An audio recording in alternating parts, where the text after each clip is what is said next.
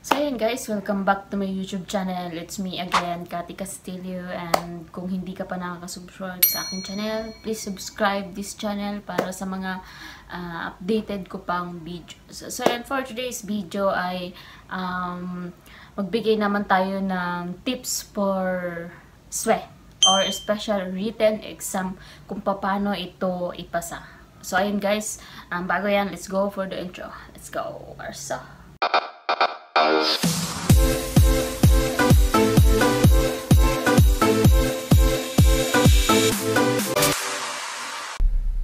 Kung nakapasa ka na ng APSAT ng category A or B at nakapasa ka na ng EQE at or yung Army Qualifying Exam, ay maaari ka nang mag-take ng SWE. And kapag qualified ka sa EQE, ay makakapag-take ka ng SWE.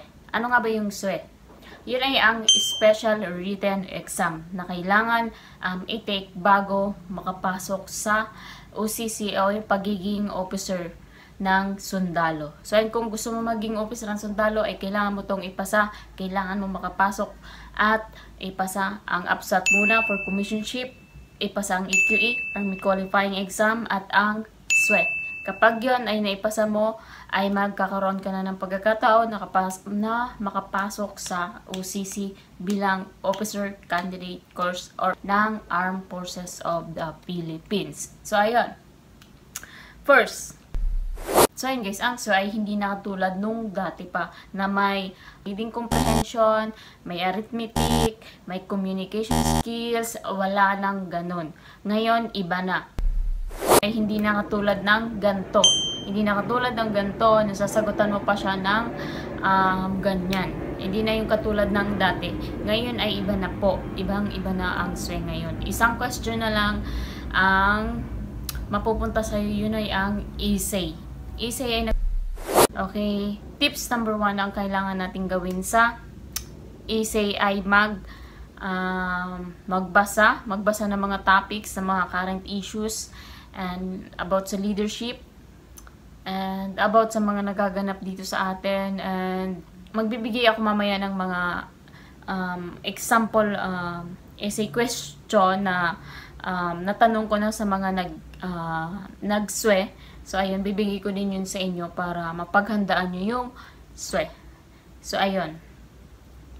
Okay, sa SWE, tips para na din makasagot kayo ng maayos sa SWE is avoid, di ba kapag gagawa tayo ng essay is kailangan walang erasure, and ang essay, ang SWE ay dapat hindi bababa ng 300 words.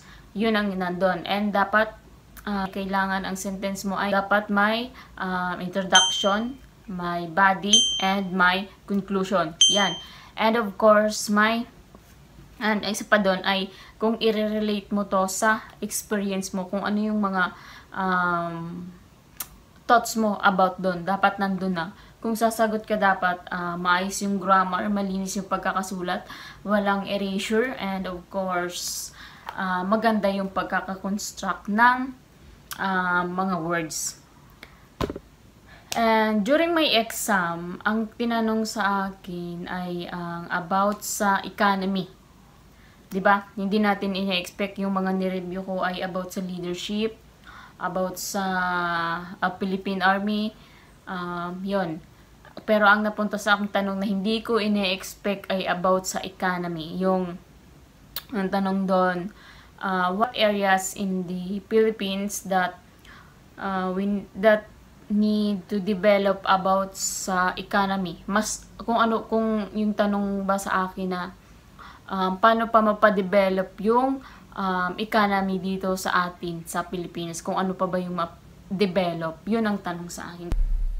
So, hindi natin ina-expect yung ibibigay nilang tanong sa atin. Kaya, so ayun, ang ginawa ko doon, naggawa ko ng introduction, okay, paano i-improve pa ang ating economy, then sa body, nirelate ko siya sa experience ko in real life, then nagbigay ako ng mga mas may improve pa dito. Then, of course, yon, ginawan ko siya ng conclusion, and so, ayun. yung mga hindi pa talaga natin ine-expect na tanong yung talaga yung pupunta sa atin, di ba? Kaya dapat maging handa tayo palagi. Mas lawakan pa natin yung vocabulary natin pagdating sa constructing of sentence. So, ayun. So, ayun pala guys. Sa pagsagot ng SWE ay meron ka lang 45 minutes para sagutan yung SWE na yun. Kaya dapat, ang kailangan mo ay magbasa ka. Dapat paghandaan mo yung SWE kasi pag hindi ka pumasa sa SWE ay magkakaroon ka ng 6 months pa bago yun i-take. So, kailangan kapag magtitake ka ng SWE ay dapat sure na. Sure ka ng papasa. Sure ka ng maayos yung pagkakakonstruct mo ng sentence. And bago ako mag-take nagtanong-tanong din ako sa mga kabady ko sa iba pang naunang mag-take ng SWE. So, ayun. Binigay nila sa akin yung mga sample questions sa kanila. Then, gusto ko din yun ibigay sa inyo. Para, what if, yun yung mapunta sa inyo, diba? So, napaghandaan yun.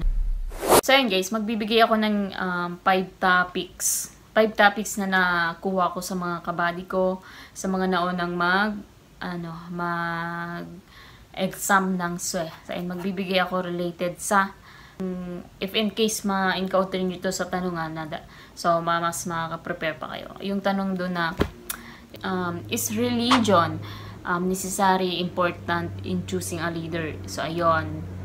Necessary ba ang religion sa pagpili ng leader? So, ayun. Kasi paiba-iba yung question na binibigay nila each day. Iba-iba yung tinatanong nilang question. So, rumble. So, swerte talaga yun kapag napunta sa'yo yung mga napag-aralan mo. No? Then, number 2 is how to inculcate national security to civilian. Yan. Then, number 3, what is the importance of leadership in an organization? So, ayun, ano yung importante ng leadership sa isang organization. Then, pang-apat, yung what is your stand on women's leadership in Armed Forces of the Philippines organizations. Then, last, importance of intelligence in leadership. So, yan yung 5 example na mabibigay ko sa inyo na nakuha ako sa mga nag-take na mag-exam. So, ayun, kung nakapag-take na kayo ng SWE, just comment below yung mga just comment below yung na-encounter yung question para mas makatulong din sa iba. 'Di ba? So, andito ako para magbigay ng or mag-share ng thoughts, ng tips sa mga gusto mag-take ng SWE para makapag-prepare din sila para sa kanilang exam. So, ayan. Yan lang, guys. Dapat prepare tayo sa magiging exam natin para hindi sayang yung pagod natin, di ba?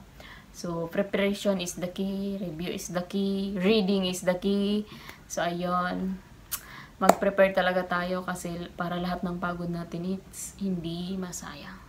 Okay, then plus is ang importante, ang pinaka-importante number 1 is pray. Mag-pray tayo. Pray before mag-exam, pray after mag-exam, pray. Yan ang pinaka-importante. Magpasalamat sa Panginoon kahit ano pa yung maging resulta ng ating exam. So, ayan. Yan yung ginawa ko. And until now, nakapasa ako ng APSAT, Category A. Nakapasa ako ng EQE. Yan, qualified na ang ating person. Kaya dapat, ang gawin natin is, pray lang, magtiwala tayo sa sarili natin na kaya natin. And gawin natin to para sa pangarap natin. So yun lang guys. And kung may katanungan pa kayo, you can message me in my Facebook account or dito mag-comment kayo kung gusto nyo para matulungan ko din kayo. So yun, don't forget to like, share, subscribe, and click the notification bell for more upcoming videos. Arasa!